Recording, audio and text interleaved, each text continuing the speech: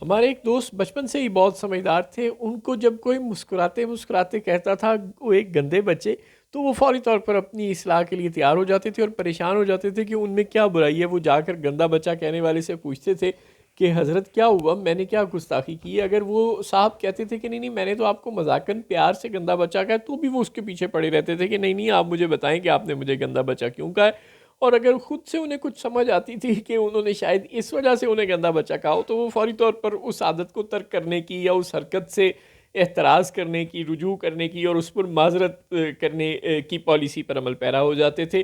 कई दफ़ा अगला बंदा शर्मिंदा हो जाता था कि नहीं नहीं यार मैंने तो तुझे वैसे ही कह दिया था, लेकिन वो पीछे पड़े रहते थे कि नहीं नहीं मैंने अब गंदा बच्चा नहीं बनना।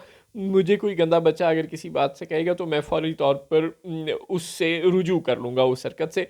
जबकि हम ऐसी किसी बातों को लिफ्ट ही नहीं कराते थे। हम कहते थे ठीक है दफ़ा हो गया, अगर किसी ने गंदा बच्चा कह दिया तो कह दिया।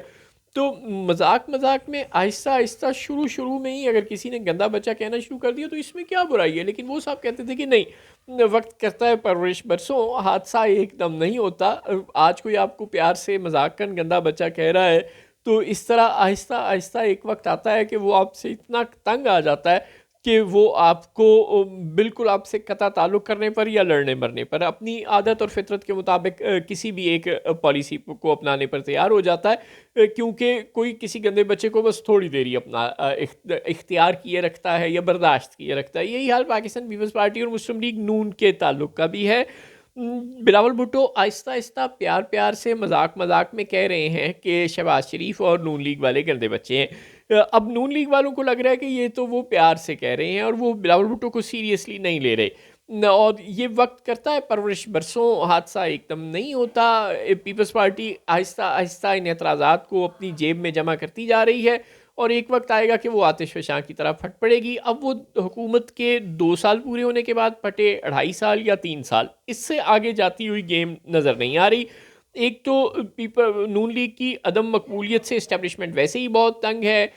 अब जिस तरह मंसूर अली ख़ान एक न्यूज़ चैनल पर शो करते हैं, वो यूनिवर्सिटीज़ में जाते हैं तो वहाँ पे जो हाल हो रहा है, इस तरह के और बेशुमार मौक़े हैं सड़क पर आपको हर जगह, नौजवानों में, बूढ़ों में, सब सोसाइटी के तमाम तबकात में हुकूमत की कारकर्दगी को लेकर शदीद तहफ़्फ़ुज़ात हैं। हुकूमत अगर अच्छा भी कहीं कोई काम कर रही है तो वो गैर मकबूल इस तरह इस हद तक हो चुकी है नून लीग की हुकूमत इलेक्शन चोरी करने की वजह से और अपनी लीडरशिप के बार बार लंदन भाग जाने की वजह से और आवाम को जो रिलीफ ना फराहम करने की वजह से किसी भी शोबे में कि अवाम पहले ही उधार खाए बैठे हैं। इस पर तो राय ये कि जिस पीपल्स पार्टी की बैसाखियों पर हुकूमत खड़ी है, अगर वो उस पीपल्स पार्टी को भी नाराज़ करेगी तो जाहिर है उसका हाल बहुत बुरा होगा। बिलावल भुट्टो जुडिशल कमीशन से पीपल्स पार्टी को उन्होंने अलग कर लिया है। वो कह रहे हैं कि एहतजाजन हम अलग हुए हैं क्योंकि आइन साजी के वक्त हमसे वादे हुए थे, वो वादे पूरे नहीं हुए। हमें मरकज़ में इज़्ज़त नहीं मिल रही, हम सियासत में की भी नहीं हमें स्पेस मिल रही। अगर इज़्ज़त नहीं मिलेगी तो हम इस जमात के साथ कैसे चलेंगे। पंजाब में भी यही हुआ कि ज़राई इनकम टैक्स का बिल पीपल्स पार्टी की मुखालफत के बावजूद नून लीग ने मंजूर कर लिया। गज़ब खुदा का, आपके इत्तेहादी हैं नून लीग वाले, आप इकट्ठे हैं मरकज़ में, पंजाब में, हर जगह हुकूमत में।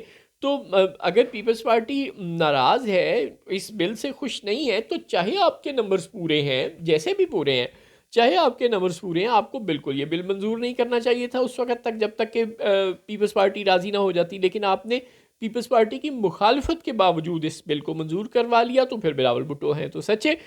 अब वो जमा करते जा रहे हैं। ख्वाजा आसिफ भी कह रहे हैं कि बिलावल भुट्टो के जो एतराज़ात हैं वो पार्टी की क़यादत और हुकूमत दोनों को दूर करने चाहिए। इसका मतलब है कि ख्वाजा आसिफ साहब भी मुबैना तौर पर अपनी जमात को मैसेज दे रहे हैं कि आप लोग सही नहीं कर रहे पीपल्स पार्टी के साथ। अब दो बातें हो सकता है कि Khwaja Sahab good cop bad cop खेल रहे हो, जो कि बहरहाल नून लीग की पुरानी आदत है, क्योंकि मियाँ साहब इस वक्त बड़े मियाँ साहब मुल्क से बाहर है। लिहाजा छोटे मियाँ साहब ने बिलावल भुट्टो को नाराज़ कर दिया और ख्वाजा साहब ने पार्टी के बड़ों में से एक होने का सबूत देते हुए कह दिया कि नहीं नहीं ऐसे न करो, बिलावल साहब को खुश करो।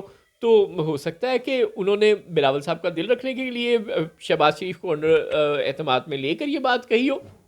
लेकिन बहरहाल अब किसी की नीयत तो हम नहीं जान सकते।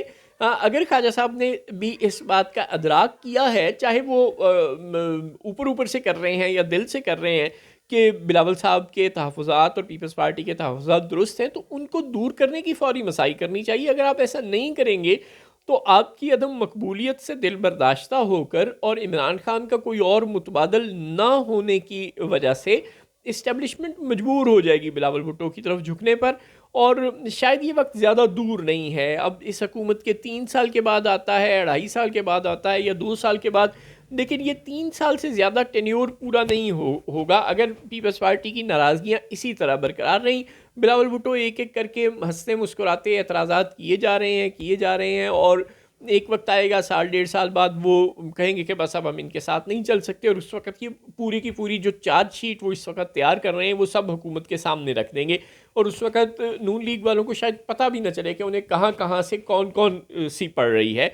लिहाजा या तो आप अवाम में मकबूल होने की कोशिश करें, अपना बयानिया बनाने की कोशिश करें, और अवामी मैदान में इमरान खान और PTI के बयानिए के मुकाबल कोई बयानिया लाकर मकबूल होने की और अवाम में अवाम का एतमाद हासिल करने की कोशिश करें। अगर नहीं तो फिर जिन बेसाखियों पर आप खड़े हैं, यानी पाकिस्तान पीपल्स पार्टी और इस्टेब्लिशमेंट, इनकी बहुत ज़्यादा चमचागिरी करें।